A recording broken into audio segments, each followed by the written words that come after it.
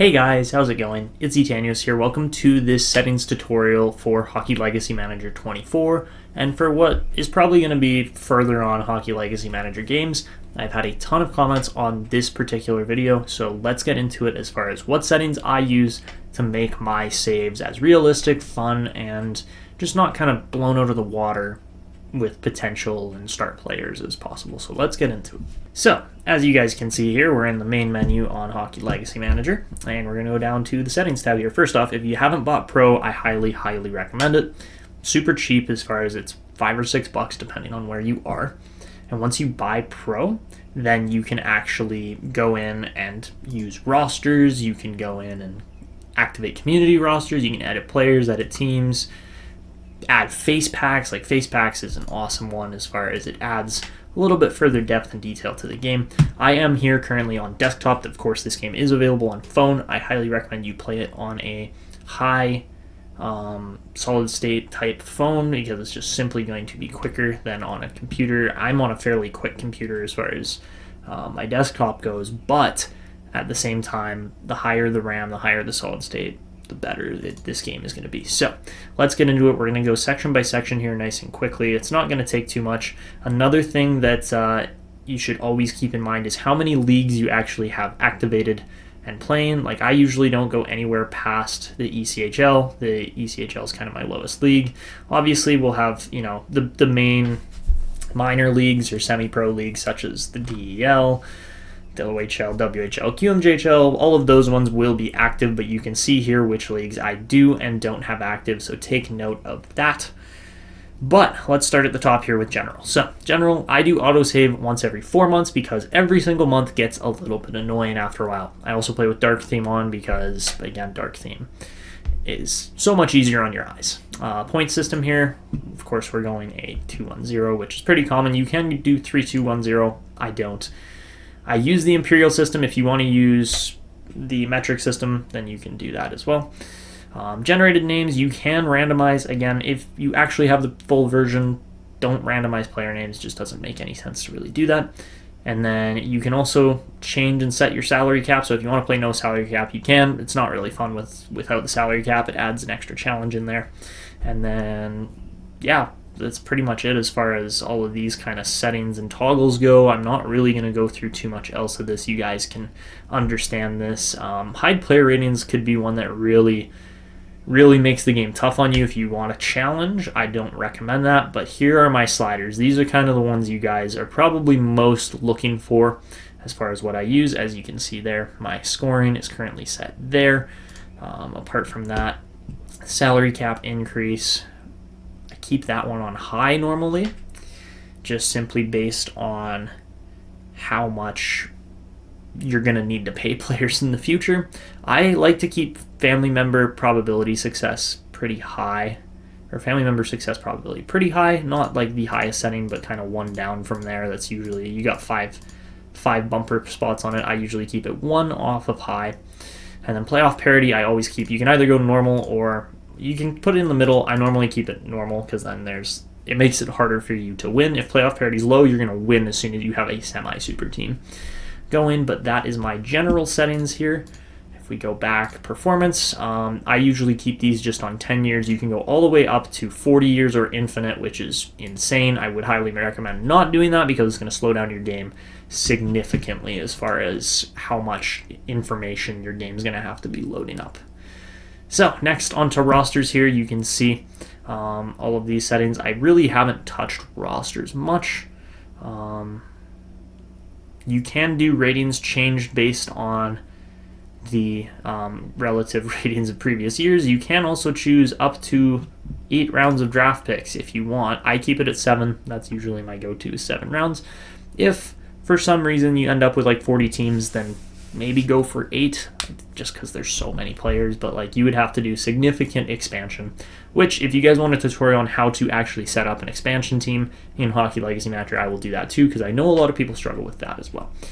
Onto notifications. These are my notification settings. I usually try to keep my waiver wire, flew right into my face. Anyways, I usually try to keep my waiver notifications pretty high as far as 83 overall minimum or one of these 3 potentials essentially.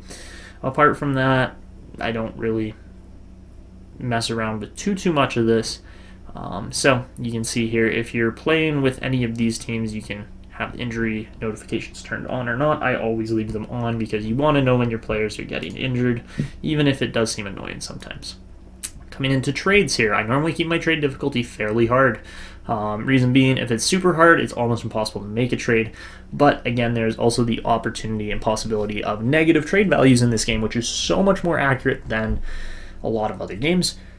You guys know my opinion on that already, but I do recommend that you keep a trade difficulty on somewhat a hard difficulty, because otherwise you're just going to have a walk in the park and just dominate the AI, and it's not really fun that way. Apart from that, you can do confirm trade, which I would highly recommend. You can play with force trade on. This is a broken setting. I really don't use this ever. The only time I've used it is when it's like when I was first playing Hockey Legacy Manager, not playing it for actual entertainment purposes, more just to win.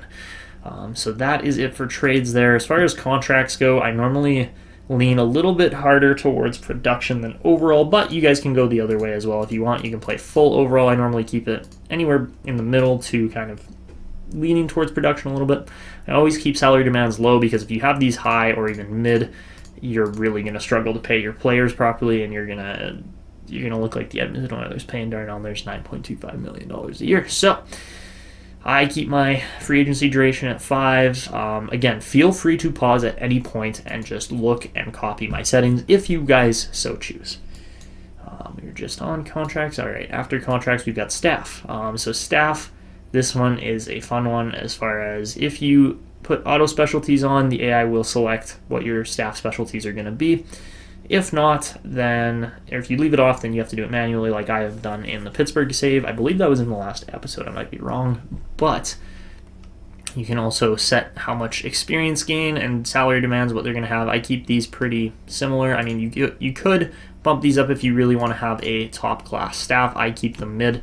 I really didn't pay a whole bunch of attention to staff when I was setting up the settings here for this game. Here's what I have for prospect development, though. So this is where the next two things here that I'm going to talk to you guys about is what's going to determine if you have 150 franchise players in your save, or if you have 7 or less, or maybe like 14 to 15. So on average, when you start a Hockey Legacy save, there's usually anywhere between 7 and 14 franchise players in the league already set on your roster. That's just kind of base, as long as there's about 30 teams in the league or so. If you have these set high, you're going to get good prospect development. You're going to have guys potentially going up in rating. Most of the time, even with these settings, you're still going to have guys dropping potential more often than gaining potential. So that is something to keep in mind. This is an extremely huge setting here as far as balanced prospect generation. If you turn this off, franchise players all over the place. They will be there. You will have guys jumping from 4th line or top 9 potential, or even like top 6 defenseman potential, all the way up to franchise potential, which you don't want. You want to keep this setting on unless you like having that many franchise players and not being able to pay them all. In tandem with development, because if you don't do this in tandem, you have to go to the actual draft settings here. If you have extra rounds with those same settings I just left on, if you have extra rounds set above 2, if you go 3, 4, or 5, you will still get a whole bunch of franchise players. I don't recommend doing that either. Try to keep this at 1 or 2 extra rounds. That is it. This is where I keep my draft quality. You bump this one up even 1, same thing's going to happen. You're going to get way too many franchise players. So I keep it right there at about that 60%-ish mark between low and high. I'll do 3 years in advance for draft class generation, and then of course any children that get born from players there, it's their sons, show up in future draft classes. You can see 18 years ahead of time when you actually go in to look at prospects in the future.